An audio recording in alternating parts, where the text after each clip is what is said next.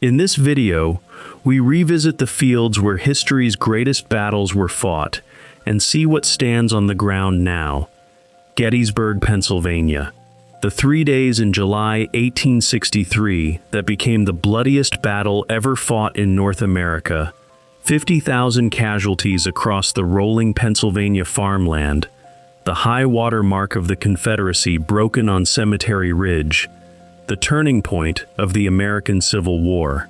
The fields preserved as Gettysburg National Military Park, now the most monumented battlefield on Earth. Some 1,300 statues and markers standing among the wheat fields and peach orchards. The little town beside it grown into a place that lives almost entirely on the memory of those 3 days. The ground where Lincoln stood months later to redefine the nation in 2 minutes, still walked by millions. The deadliest acreage in American history kept as a vast open-air memorial. Every regiment that bled there marked in bronze and granite. Waterloo, Belgium. The muddy fields south of Brussels where, on June 18, 1815, the Allied armies under Wellington and Blucher finally destroyed Napoleon, ending a quarter-century of war and a man who had remade Europe. The battlefield now dominated by the Lion's Mound, an enormous artificial hill raised in the years after, with earth scraped from the very ridge the soldiers fought over, so that the act of memorializing the battle physically flattened the ground it commemorated. The farm of Hougoumont, where the fighting was fiercest, restored for the 200th anniversary, the surrounding fields once more growing crops. The place where the modern map of Europe was decided, now a quiet rural site crowned by a stone lion. School children climbing 200 steps to look out over farmland that swallowed an empire. Hastings, England. The slope in southern England where, on October 14, 1066, William of Normandy defeated and killed the Saxon King Harold, the last successful invasion of England, and the moment that changed its language, its rulers, and its destiny forever. The victor building an abbey on the very spot, its high altar placed by tradition where Harold fell, the town that grew up around it named simply Battle. The abbey now a ruin in the care of the state, the field below it grazed and green, visitors walking the gentle hillside where the Norman cavalry charged the Saxon shield wall. The most consequential day in English history marked by the bones of a monastery and a town that carries the event as its name, the slope itself looking like any other English meadow. Thermopylae, Greece. The narrow coastal pass where, in 480 BC, King Leonidas and his 300 Spartans and their allies held the vast army of Persia for 3 days before being annihilated. The most famous last stand in history. But the pass is no longer a pass. The sea that once pressed the cliffs into a bottleneck a few meters wide has retreated several kilometers over the centuries as the river silted up the Gulf, so the desperate narrow gap is now a broad, flat plain crossed by a national highway. A monument to Leonidas and the low hill where the last men died stand beside the road. The hot springs that gave the place its name still steaming. The most heroic choke point in the ancient world, now a stretch of motorway. The geography that made the stand possible, erased by the slow work of a river. Verdun, France, the forest northeast of the French city where, across 10 months of 1916, the German and French armies fed each other into a grinding mill that produced over 700,000 casualties for almost no movement. The longest battle of the First World War and the deepest scar in the French memory. The ground so saturated with the dead that the bones of 130,000 unidentified men, French and German mixed together, are gathered in the great ossuary of Douaumont, visible through low windows. 9 villages were so completely obliterated that they were never rebuilt, marked today only by signs in the woods reading, "Here stood the bakery, here the school." The forest still cratered like a churning sea frozen in place. still sown with unexploded shells a century later. The most poisoned battlefield in Europe, the trees growing over a landscape that can never be farmed again. The Somme, France. The chalk uplands where, on July 1, 1916, the British Army suffered the worst single day in its history, nearly 60,000 casualties before lunch, men walking slowly toward machine guns in neat lines. The Thiepval Memorial now rising over the fields, inscribed with the names of 72,000 men whose bodies were never found, and at Beaumont-Hamel, the Newfoundland Memorial Park, preserving the original trench lines and the cratered no-man's land exactly as the war left them, the grass kept short by grazing sheep because the ground is still too dangerous for mowers. The fields around them long since returned to wheat and sugar beet, farmers still turning up shells and bones every spring in what the French call the iron harvest. The deadliest morning in British history, now a quiet patchwork of farmland dotted with cemeteries. Stalingrad, now Volgograd, Russia. The city on the Volga where, through the winter of 1942 and 1943, the Soviet Union broke the German army in perhaps the bloodiest battle ever fought. Close to 2 million casualties in the rubble of a city reduced to almost nothing. The turning point of the entire Second World War. The city rebuilt from the ruins and renamed, crowned now by Mamayev Kurgan, the hill the two armies fought over street by street, topped by the motherland calls, one of the tallest statues on earth, a woman raising a sword over the river. The shell of an old mill and the fortified apartment block known as Pavlov's house, left as ruins among the new buildings. The most ferocious urban battle in history, now a living Russian city of 1 million people, its central hill, a vast memorial to the dead who made the survival of the rest possible. Little Bighorn, Montana. The grassy ridges above a Montana river where, on June 25, 1876, the combined warriors of the Lakota, Cheyenne, and Arapaho, under Sitting Bull and Crazy Horse, wiped out George Custer and over 250 of his cavalry, the most famous Native American victory in the long war for the plains. The battlefield, now a national monument scattered with white marble markers placed where the soldiers fell, and since 2003 red granite markers showing where Native warriors died, alongside a memorial to the people defending their land. The hillside otherwise unchanged, the same wind moving through the same grass, the rare battlefield that finally commemorates both sides. Custer's last stand reframed on the ground as a moment in someone else's fight for survival. Gallipoli, Turkey. The narrow peninsula where, through 1915 and into 1916, a failed Allied campaign to knock the Ottoman Empire out of the war cost 500,000 casualties on both sides. The doomed landings at Anzac Cove, forging the national identities of Australia and New Zealand in catastrophe. The whole peninsula now a Turkish national park of pine and scrub running down to the blue Aegean, dotted with dozens of cemeteries and memorials, Turkish and British and Australian and New Zealand together. The words of Ataturk, who commanded the defense, carved into stone, promising the foreign mothers that their sons now rest in friendly soil. Every April, the descendants gathering at dawn on the beach where the boats came in, a failed invasion become a sacred pilgrimage. The killing ground turned into a place of reconciliation. Culloden, Scotland, the bleak moor near Inverness where, on April 16, 1746, the Jacobite army of Bonnie Prince Charlie was destroyed in under an hour by government forces. The last pitched battle fought on British soil, and the end of the Highland clan system, followed by brutal reprisals across the glens. The moor preserved almost untouched, the heather and bog stretching gray under the northern sky, simple stones marking the mass graves of the clans, each engraved with a family name.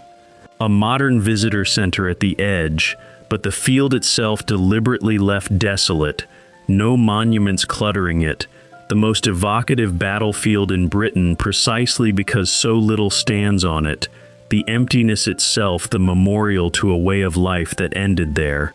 Antietam, Maryland. The Maryland farmland where, on September 17, 1862, the single bloodiest day in American history, left some 23,000 men killed, wounded, or missing in a few hours. A sunken farm road earning the name Bloody Lane, a stone bridge over Antietam Creek carpeted with the fallen. The battlefield preserved with its landmarks intact, the Dunker Church, the cornfield, the Burnside Bridge still arching over the quiet creek, the sunken road still cutting its shallow trench through the fields. The deadliest day the United States has ever known, kept as gentle Maryland countryside, the cornfield still planted, the bridge still standing, the violence of that morning impossible to read in a landscape that has gone completely calm. Marathon, Greece. The coastal plain northeast of Athens where, in 490 BC, a heavily outnumbered Athenian force defeated the first Persian invasion of Greece, the victory that preserved the young experiment of Greek democracy and, by legend, sent a runner dying to Athens with the news. The burial mound of the 192 Athenian dead, the Soros, still rising from the plain 25 centuries later, a green hillock among the fields near the sea. The battle giving its name to the race that was invented for the first modern Olympics, run from this plain to the city, so that the most enduring monument to Marathon is not on the ground at all, but in the 26 miles that millions now run in its memory every year around the world. Agincourt, France. The muddy field in northern France, where, on St. Crispin's Day in 1415, the exhausted and outnumbered English army of Henry V annihilated the flower of French chivalry, the longbow and the mud destroying the mounted knight, and giving England its most celebrated victory. The battlefield now quiet farmland near the village of Azincourt, the same heavy clay that trapped the armored French still growing crops, a small museum in the village the only sign that anything happened. One of the most famous battles in the English language, immortalized by Shakespeare, fought on a patch of ordinary French farmland that a traveler would pass without a second glance, the mud that won the day still there beneath the wheat. Isandlwana, South Africa. The plain beneath a strange sphinx-shaped hill in Zululand where, on January 22, 1879, a Zulu army overwhelmed and destroyed a British column of over 1,300 men, the worst defeat a modern European army ever suffered at the hands of an indigenous force, armed largely with spears. The battlefield scattered today with whitewashed stone cairns, each marking a mass grave where the British dead were buried where they fell, gleaming white across the grass beneath the dark hill. The site remote and little visited, the cairns standing in the open veld, a monument to a colonial disaster that the Empire tried to forget. The same hill watching over the same plain where an army vanished in an afternoon. Borodino, Russia. The field west of Moscow where, on September 7, 1812, Napoleon fought the bloodiest single day of all his wars against the Russian army. A slaughter of perhaps 70,000 men that opened the road to Moscow but broke the back of his invasion. The field preserved as a vast memorial reserve dotted with monuments and then, astonishingly, fought over again in 1941 when the Red Army defended the same ground against the Germans so that the trenches of one war cut across the monuments of another. Two of the most consequential invasions of Russia, more than a century apart, deciding themselves on the same rolling field, now a quiet expanse of grass and obelisks where two empires learned the same lesson about marching on Moscow. Austerlitz, now Slavkov, Czech Republic. The rolling country where, on December 2, 1805, Napoleon won the masterpiece of his career, luring the combined Russian and Austrian emperors into a trap and destroying their armies in a single brilliant day, the Battle of the Three Emperors. The ground, now peaceful Moravian farmland, crowned by the Cairn of Peace, a memorial built a century later to the dead of all three nations, the first monument of its kind to honor every side. Reenactors gathering each December to march across the frozen fields in period uniform, the most admired victory in military history, commemorated by a chapel to reconciliation, the killing ground that made Napoleon a legend, now dedicated to the idea of peace. Bastogne, Belgium. The town in the Ardennes forest, besieged through the bitter winter of 1944 and 1945 during the Battle of the Bulge, Germany's last great offensive in the West. The American defenders surrounded and freezing and answering a demand for surrender with a single word: nuts. The town now marked by the star-shaped Martison Memorial honoring the American dead and a war museum, but the most haunting trace lies in the woods nearby, where the foxholes dug by the paratroopers into the forest floor are still visible.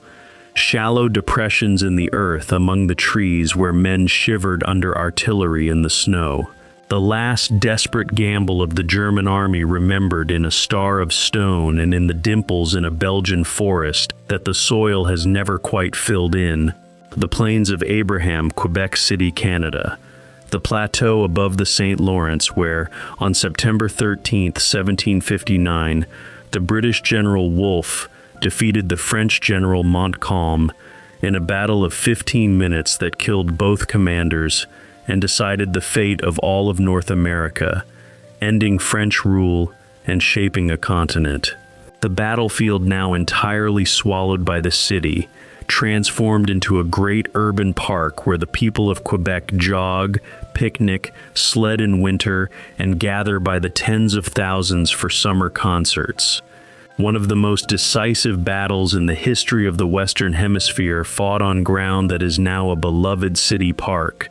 Festival goers dancing on the grass where an empire changed hands, the only reminder a few old cannon and plaques among the trees. Dien Bien Phu, Vietnam, the remote valley in the northwest mountains where, in the spring of 1954, the Viet Minh under General Giap besieged and destroyed a French garrison, the defeat that ended French colonial rule in Indochina, and announced that the age of European empire in Asia was over. The valley, now a small Vietnamese town, the command bunker of the French colonel preserved with its sandbags and map tables, wrecked tanks and artillery left where they were knocked out, a victory monument standing on one of the hills the two sides fought over. The battle that ended an empire commemorated by the nation that won it, the French strongpoints now stops on a tour. The valley that humbled France, a place of national pride for Vietnam. Bosworth Field, England. The Leicestershire countryside where, on August 22, 1485, King Richard III was killed in the fighting and his crown passed to Henry Tudor, ending the Wars of the Roses, the Plantagenet dynasty, and the English Middle Ages in a single charge. For centuries, the wrong hill was honored, until archaeologists in recent years, tracing scattered cannonballs and a silver badge, relocated the true battlefield a couple of miles away across farmland that had been quietly plowed for 500 years. And the king himself, missing for centuries, found at last beneath a city parking lot in nearby Leicester and reburied in the cathedral. The battle that founded the Tudor age fought on ground no one could correctly identify, the last English king to die in battle, dug up from under a car park, history hiding in plain sight beneath the everyday. Prokhorovka, Russia. The fields near Kursk where, in July 1943, the largest tank battle the world has ever seen ground itself out across the wheat. Hundreds of German and Soviet tanks burning together in the dust as the last great German offensive in the East was shattered for good. The fields now back to agriculture, golden with grain in summer. The clash commemorated by a tall white bell tower rising over the plain, and a museum of armor below. The greatest concentration of armored violence in history dissolved back into farmland. Combines now harvesting where tanks once burned. The bell ringing over ground that betrays nothing of the steel and fire that decided the Eastern Front. Megiddo, Israel. The ancient mound in northern Israel that has seen more battles over more millennia than perhaps any other place on earth. A fortress city guarding a vital pass, where the Egyptian pharaoh Thutmose fought the first battle in all of recorded history around 1457 BC, and where so many armies clashed across the ages that the hill gave its name, Har Megiddo, to the prophesied final battle of the world, Armageddon. The site now a layered archaeological tell, a UNESCO-protected hill of stacked ruined cities that visitors climb to look out over the broad valley below. The most fought-over ground in human history, now a quiet excavation, 26 cities piled one on another. The name that means the end of the world attached to a peaceful green plain. Bunker Hill, Boston, Massachusetts. The Charlestown Heights where, on June 17, 1775, the American militia inflicted appalling casualties on the British in one of the first major battles of the Revolution, proving that the colonists would stand and fight even in a battle they ultimately lost. The hill now entirely urban, a granite obelisk rising from a small square surrounded by the brick townhouses of a Boston neighborhood. Residents walking their dogs around the monument, children playing on the slope where the redcoats charged 3 times into the redoubt. One of the founding battles of the United States marked by a stone needle in the middle of a quiet residential district. The ground that was open pasture in 1775, long since covered by the city it helped bring into being. Cannae, Italy. The plain in the south of Italy where, in 216 BC, Hannibal performed the most perfect tactical victory ever achieved, enveloping and annihilating a Roman army nearly twice the size of his own, killing tens of thousands in a single day, a maneuver still taught in every military academy in the world. The field now quiet farmland in the region of Apulia, olive groves and wheat under the Mediterranean sun, a small archaeological area, and a memorial column, the only acknowledgement that here Rome suffered the deadliest day in all its long history. The battle that generals have tried to recreate for over 2,000 years, fought on a sleepy stretch of southern Italian countryside. The textbook example of total victory, now a place where farmers harvest grain in the silence.